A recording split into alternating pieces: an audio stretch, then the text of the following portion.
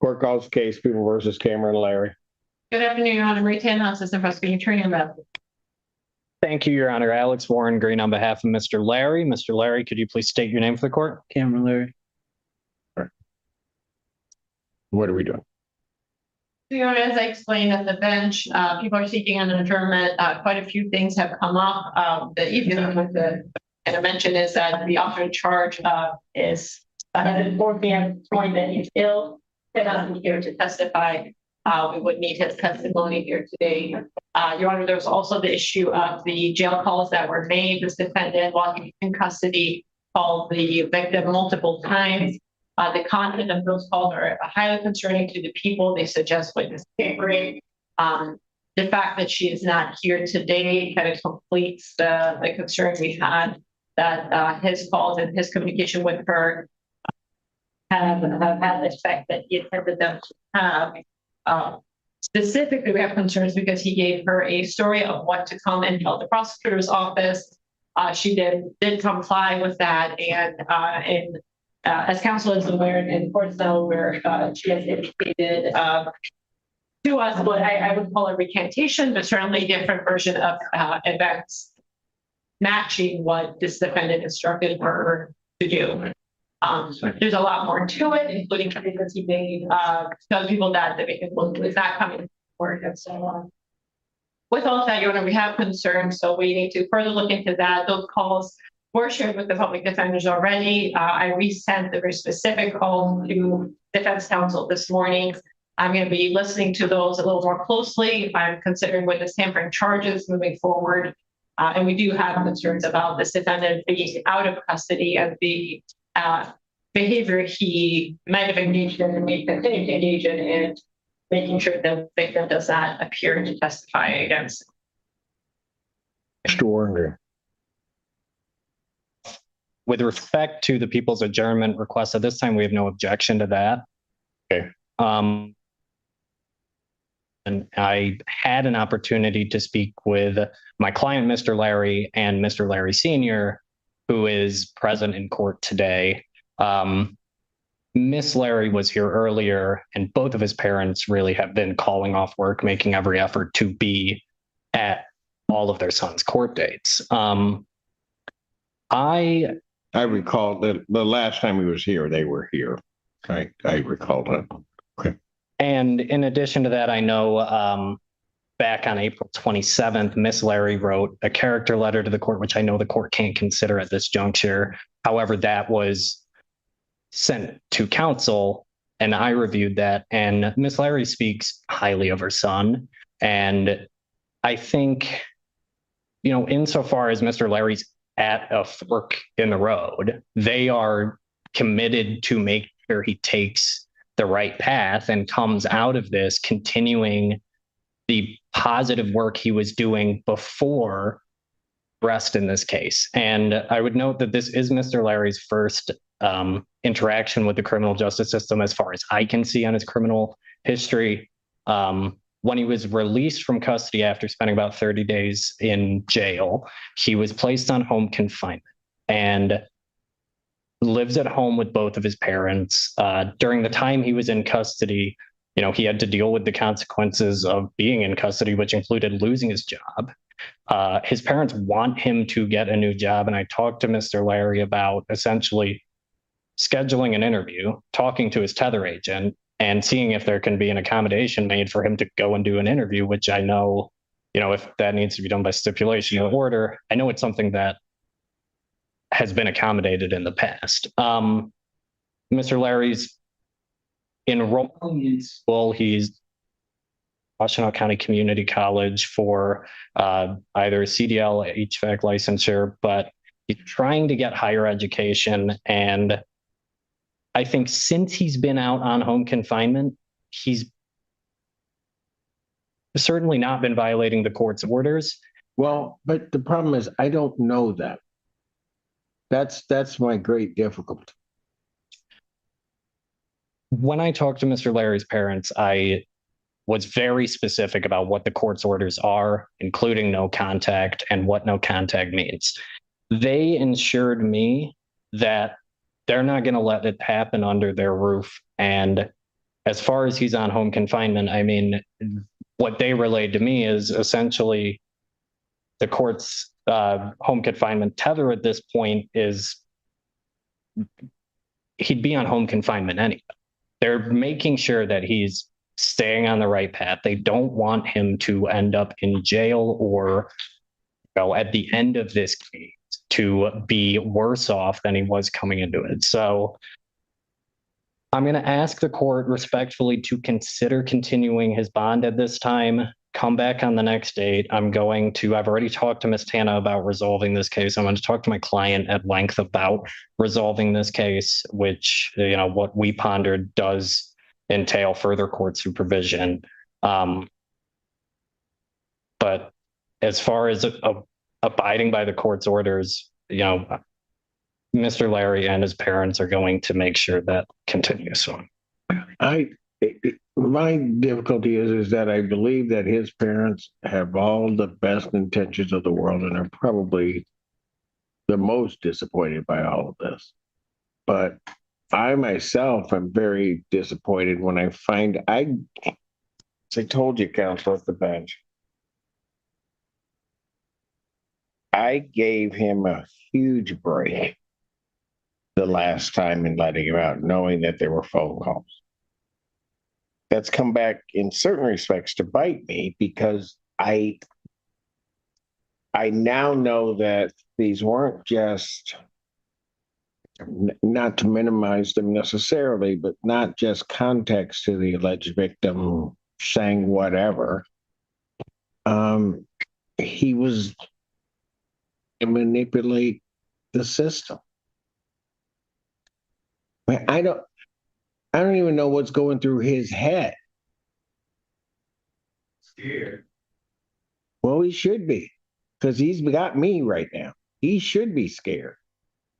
Because the grand reality of it is that I can't trust you to be out. I don't know what you're doing. Understand what I have here. I let you out. I gave you the opportunity. You create some story that the no. No. Because you want to believe in him, that's fine. I want to believe in him too. I gave him an opportunity and he has messed this up and is now facing potentially another felon.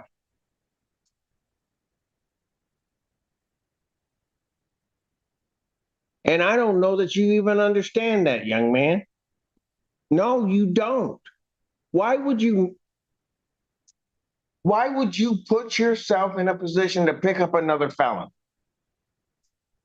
You weren't even supposed to be communicating with this person at all. But then you communicate and you go even further to concoct some story. And now and here's what you have to understand from that.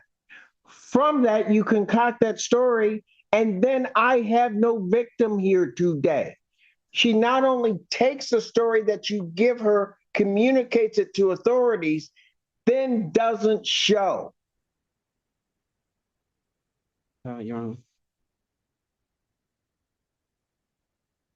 Go ahead if you think it's advisable to say something to me, because I am livid right now. Takes me on the phone with them. What was she? Agreed, shut him. Tell me now. Your Honor, I would ask the court to consider the fact, since Mr. Larry's been released on home confinement, I think almost right away, he got into some level of domestic violence programming. I spoke with Ms. Tana. There's a program that we are both familiar with that I want to refer him to immediately. And into addressing, the underlying allegations here, it addresses those of issues in terms of, it was a bond violation trying to impact the outcome of proceedings, those kinds of things. And I want to make sure that, Mr. Larry's getting to the resources he needs. I think if he's at home on home confinement with his parents, I think he's in a better. How do I know he's not contacting the victim? Well, when I spoke to his parents, Your Honor, they advised. I don't doubt that they're going to do the best they can. I trust them. I don't trust him. Mr. Warren Green, what kind of choices is available in jail if he wants to start that? Might be advised.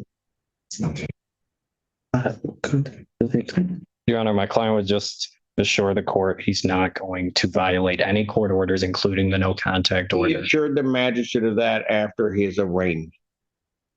Understood. I was nervous and she was pregnant, so this is my first time, Your Honor. What? Your Honor, I think my client's expressing that it is his first interaction with the justice system. He was nervous about the ultimate outcome of this case. It's a big. What confusion do you have of do not contact this person? I don't think it's confusion, Your Honor. He admits to violating the court's orders with respect to the no contact order. I think it's naivety, and I think it's him trying to change the outcome of this case. I understand that as far as it's a bond violation. I'm not sure if it rises to a matter where we're dealing with forfeiture by wrongdoing at this point. So I don't want to go too far down that road in terms of what I address, but he knows that's a possibility at this point. And at this point, we're kind of shifting gears and talking to the people about a resolution that involves significant domestic violence programming. And for the record, if I may, at least 38 calls were made to the victim using other inmates' pens. So being naive, that to me doesn't indicate a naive person. That is deliberately working to kind of fight the system, trying to get out of it. And I agree, trying to affect the outcome of this case. And that's exactly what we're trying to prevent.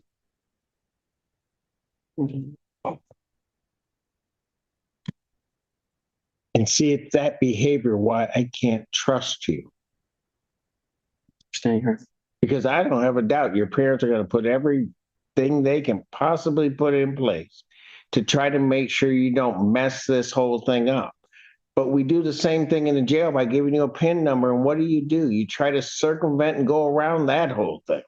Then you try to concoct some story, and that comes back. And now you're going to potentially face another felony, as well as proceed without the victim on this case. You don't even begin to understand what the heck you've done. And if you had just stuck by the rules, we wouldn't even be in this boat.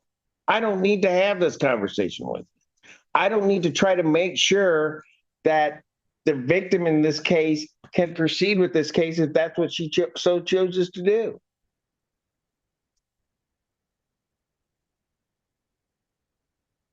Okay. 30 days on what that I did. Mistakes were already made. I was 30 days. Your Honor, I'd ask the court to consider that the time Mr. Larry spent in custody did have an impact on him. And moving forward, if the court is gracious enough to consider continuing his bond at this point, if he's going to comply with any of the court's orders, but that's going to be a constant reminder as to what happens when he does not. And, I referenced naivety earlier. He didn't think he was going to get caught, and he did. And I think he knows at this point, and his parents well know at this point, if he's caught in violation of his bond conditions whatsoever, he's on thin ice, and it's going to land him back in jail. If it does. I don't know if he cares, Mr. Warren. I really don't know if he cares. Because if he had cared, he would not have done what he did.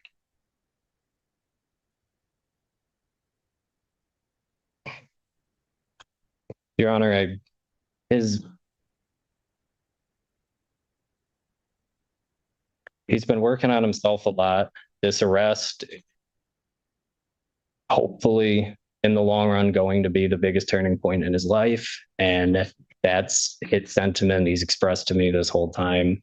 He's got two people that really care about him, that are really going to make sure that he stays on the right track if the court's gracious enough to continue his bond at this point.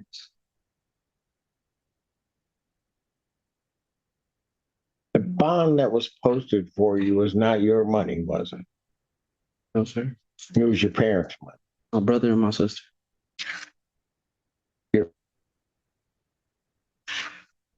Then you got your family here. Everybody's trying to do everything for you except you.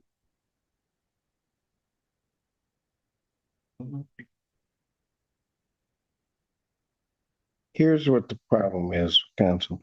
I've got to figure out, and I've got to give the people time to figure out why this victim isn't here.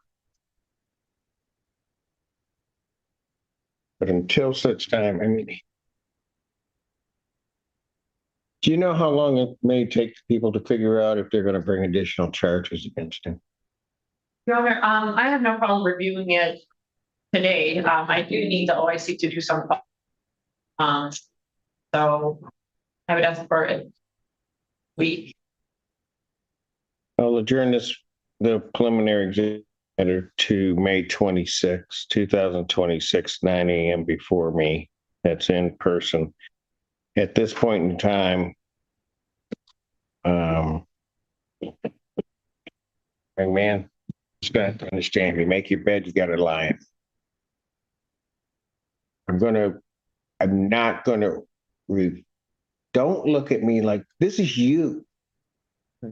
Right. Your family put up their money. They did that. Your parents are down here with all their time and everything, trying to stand up for you. And you did this. Before I already made the mistakes, Your Honor. It was way before that. After I got put in there for 30. Here's the problem. You've interfered with the whole system. That's the problem. You should have never done any of this.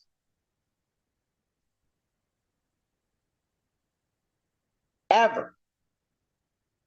So if the people would do that, review it, get in touch with counsel, but this time I'm going to revoke his bond. Defendant's remanded. I will consider his release if the people can figure out exactly where they're going to go with this and have the OIC. I'd ask them to hurry up and do it. I don't want to leave him in jail, but he's made his bed and that's where he is now. But I got to figure out that everybody else in this whole system is safe, not just you. You can take it. Dad, don't do it. Thank you, Your Honor. Thank you, Your Honor.